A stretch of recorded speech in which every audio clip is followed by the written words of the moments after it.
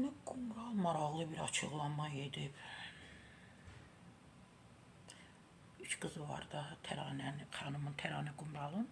Deyib ki, qızlarım 1000 oğula dəyər. O həmişə bu ifadəni işlədir. Ümumiyyətlə, mən də qızları çox sevirəm. Doğrudan da yaxşı qız elə 1000 oğula dəyər. Açıqlamalar verib. Təbii ki, mən də istinad edirəm bizim mediaya.